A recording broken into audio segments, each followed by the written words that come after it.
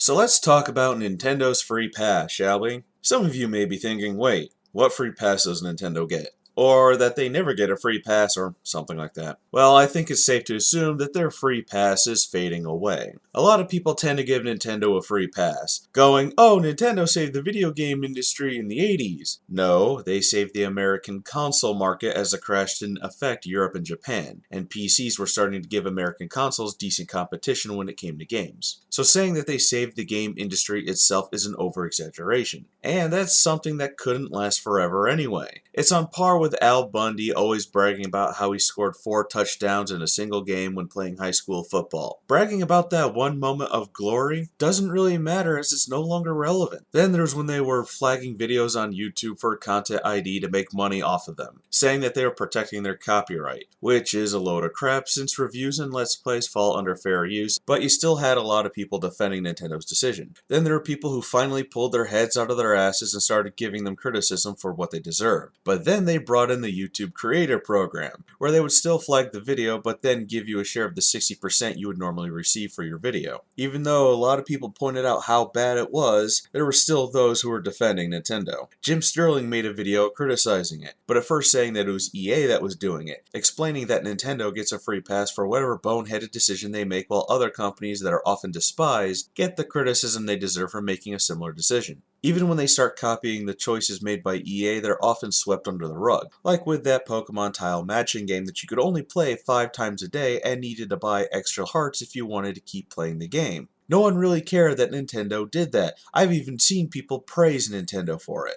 But people get pissed off at King on how their games are mostly random chance that encourages you to pay for lives when you run out. However, King does the opposite. They let you keep playing until you run out of lives, while that Pokemon version of Candy Crush only lets you do 5 levels at a time. As a disclaimer, I have not played the Pokemon Candy Crush since it was released, so I don't know if it's changed. As time goes on, especially for this generation, it's apparent that Nintendo can't ride on its own coattails anymore. While a good system, the Wii U has done horribly, ranging from the lack of marketing, no one knowing what it is, to thinking it's a Wii accessory, having a quiet launch with no stellar titles at the time of release, and the list goes on. It's done so poorly, in fact, that they're coming out with a new system. The NX comes out next March, and it won't even debut at E3, which doesn't surprise me given their secretive nature, which is one of their biggest problems. They even delayed the new Zelda game so it can be a launch title for the NX, hoping that lightning may strike twice like when the original Wii launched. It's actually a good idea for them to delay the system until March and skip the holiday season, as around March is when people will be getting their tax returns. But I do think it's incredibly stupid for them not to unveil the NX or at least talk about it during E3. But instead, they're just gonna focus on Zelda. And of course they're gonna focus on Zelda. If it's not Zelda,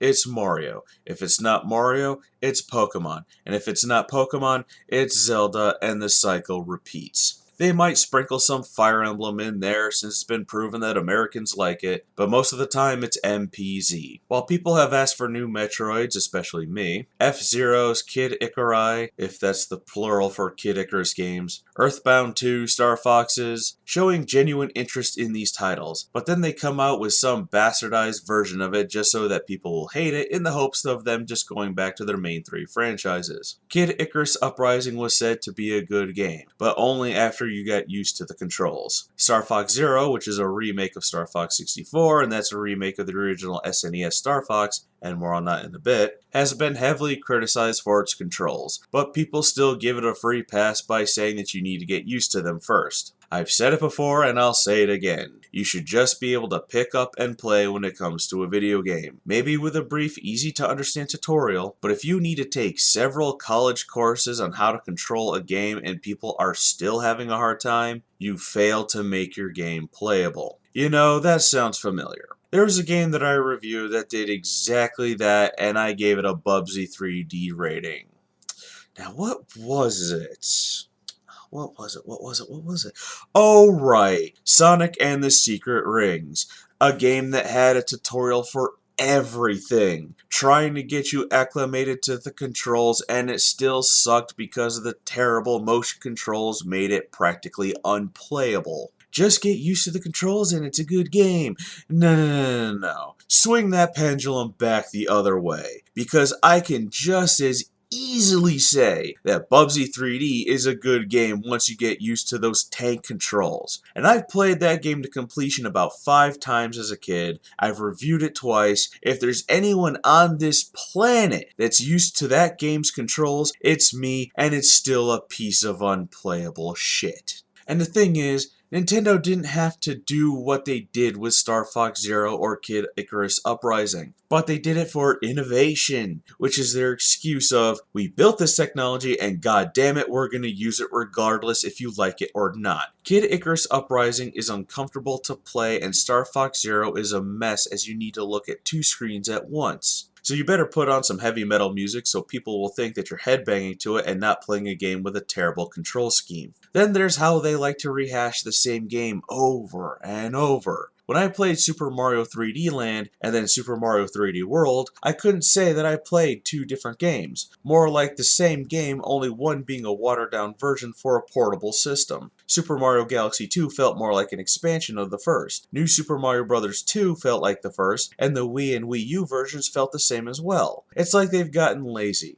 I think Super Mario Maker is proof of that, too. They're saying that they're tired of making Mario games, so here, make your own Mario levels that we can delete for no reason whatsoever. Where's F-Zero? Where's Metroid? Where's a new Star Fox that isn't a remake of a remake? Where's the effort? Star Fox Assault was pretty fun. Why can't we have a new one of those? How about another first-person shooter Metroid? No, we get some chibi Metabot-looking co-op Federation Force thing for the 3DS. And I know that someone out there is thinking, typing, or already typed and entered the comment of, well, at least they still make good games as opposed to the rest of the game industry. Of course you can't make a bad game if all you're doing is re-releasing the same thing all the time. Yeah, other game companies are doing the same thing. Why do you think the game industry has become so stagnant? But those companies get criticized for it while Nintendo gets a free pass. Then the NX is supposed to be a hybrid console and portable system. Oh, come on! Stop with the stupid gimmicks already! Everyone is tired of them. Just make a console like the PS4. They even said that the NX won't replace the 3DS or Wii U, which we all know is bullshit. Just like how they said the DS wasn't supposed to replace the Game Boy Advance, and well, when was the last time a new Game Boy was released? And how is the NX not supposed to replace the Wii U? The only reason why they're making it is because they botched up the Wii U. All of these problems are a result of the free pass we've been giving Nintendo for such a long time. While the Wii was successful when it came to selling systems, it was sold on a gimmick that proved to be something that we didn't want, yet people still love to criticize Sony and Microsoft for trying it out, especially when Nintendo quickly abandoned them. We can't give companies a free pass just because we like them, because they'll just keep going down the same path. There's a point where they should have stopped and they've clearly passed it, but they should not be thinking, let's keep going and see what happens, because we know what's going to happen and Sega can attest to that.